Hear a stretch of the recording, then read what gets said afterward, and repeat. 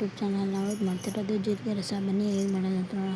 1 ಸ್ಪೂನಷ್ಟು ಜೀರಿಗೆ, ಒಂದು ಅರ್ಧ ಸ್ಪೂನಷ್ಟು ಮೆಣಸು ಹಾಕ್ಬಿಟ್ಟು, ಬೆಳ್ಳುಳ್ಳಿ 1 ಗೆಡ್ಡೆಯಷ್ಟು ಹಾಕ್ಬಿಟ್ಟು ಚೆನ್ನಾಗಿ ರುಬ್ಕೊಬೇಕು. ಒಂದು 5 ನಿಮಿಷ ರುಬ್ಬಿದಾದ್ಮೇಲೆ ನೀರೇನೂ ಹಾಕ್ಬಾರ್ದು, ಡ್ರೈಯಲ್ಲೇ ರುಬ್ಬಬೇಕು. ರುಬ್ಕೊಂಡಿದ್ದಾದಮೇಲೆ ಈ ಕಡೆ ಒಂದು ಕಡಾಯಿ ಇಟ್ಕೊಂಡು ಅದರಲ್ಲಿ 1-2 ಟೇಬಲ್ ಸ್ಪೂನಷ್ಟು ಎಣ್ಣೆ ಒಂದು 5 ನಿಮಿಷ ಕಾದಿದ್ದಾದಮೇಲೆ ಸ್ಪೂನಷ್ಟು ಸಾಸಿವೆ, ಒಂದು 5 ನಿಮಿಷ ಚಟಪಟ ಆದಮೇಲೆ ಒಂದು ಹಸಿಮೆಣ್ಸಿನ್ಕಾಯಿ, 1 ಮೆಣಸಿನ್ಕಾಯಿ ಹಾಕ್ಬಿಟ್ಟು ಚೆನ್ನಾಗಿ ಒಂದು 5 ನಿಮಿಷ ಫ್ರೈ ಮಾಡ್ಕೊಂಡಿದ್ದಾದಮೇಲೆ ಒಂದು ಟೊಮೊಟೊ ಅದನ್ನು ಹಾಕ್ಕೊಂಡು ಒಂದು 5 ನಿಮಿಷ ಚೆನ್ನಾಗಿ ಫ್ರೈ ಮಾಡ್ಕೊಬೇಕು. ಮೆತ್ತಗಾಗಬೇಕು ಟೊಮೊಟೊ ಎಲ್ಲ ಫ್ರೈ ಮಾಡ್ಕೊಂಡಿದ್ದಾದ್ಮೇಲೆ ಚೆನ್ನಾಗಿ ಮೆತ್ತಗೆ ಮಾಡ್ಕೊಂಡಿದ್ದಾದಮೇಲೆ ಟೊಮೊಟೊ ಹಣ್ಣು ಸ್ವಲ್ಪ ಕರಿಬೇವಿನ ಸೊಪ್ಪು ಅದನ್ನು ಹಾಕ್ಕೊಂಡು ಒಂದು 5 ನಿಮಿಷ ಚೆನ್ನಾಗಿ ಫ್ರೈ ಮಾಡ್ಕೊಬೇಕು. ಚೆನ್ನಾಗಿ ಫ್ರೈ ಮಾಡ್ಕೊಂಡಾದ್ಮೇಲೆ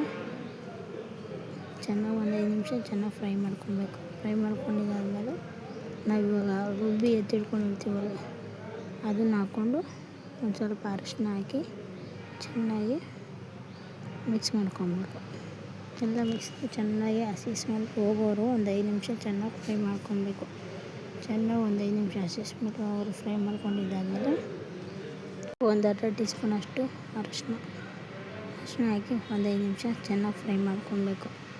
ಚೆನ್ನಾಗಿ ಫ್ರೈ ಮಾಡ್ಕೊಂಡಿದ್ದಾದಮೇಲೆ ಚೆನ್ನಾಗಿ ಒಂದು 5 ನಿಮಿಷ ಫ್ರೈ ಮಾಡ್ಕೊಬೇಕು. ಫ್ರೈ ಮಾಡ್ಕೊಂಡಿದ್ದಾದಮೇಲೆ 1 ಸ್ಪೂನಷ್ಟು ಅಚ್ಚ ಖಾರದ ಪುಡಿ ಅದನ್ನು ಹಾಕ್ಕೊಂಡು ಒಂದು 5 ನಿಮಿಷ ಚೆನ್ನಾಗಿ ಹಸಿ ಸ್ಮೆಲ್ ಹೋಗೋವರೆಗೂ ಚೆನ್ನಾಗಿ ಫ್ರೈ ಮಾಡ್ಕೊಬೇಕು. ಫ್ರೈ ಮಾಡ್ಕೊಂಡಿದ್ದಾದಮೇಲೆ ನಮಗೆ ನೀರು ಎಷ್ಟು ರಸಮ್ಗೆ ನಿಮಗೆ ಕನ್ಸಿಸ್ಟೆನ್ಸಿ ಬೇಕೋ ಅಷ್ಟು ರಸಮ್ಗೆ ನೀರು ಹಾಕ್ಕೊಬೇಕು.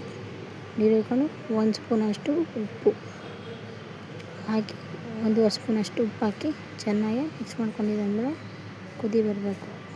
ನಾವು ಹುಣಸೆ ಹಣ್ಣು ನೆನೆಸಿ ಎತ್ತಿಟ್ಕೊಂಡಿರ್ತೀವಲ್ವ ಅದನ್ನು ಹಾಕ್ಕೊಂಡು ಒಂದು 5 ನಿಮಿಷ ಕುದಿಸಿದ್ದಾದಮೇಲೆ ಸ್ವಲ್ಪ ಕೊತ್ತಂಬರಿ ಸೊಪ್ಪು ಹಾಕಿ ಒಂದು 5 ನಿಮಿಷ ಚೆನ್ನಾಗಿ ಕುದಿ ಬಂದರೆ ಸೂಪರ್ ಚೆನ್ನಾಗಿರ್ತೈತೆ ರಸಮ್.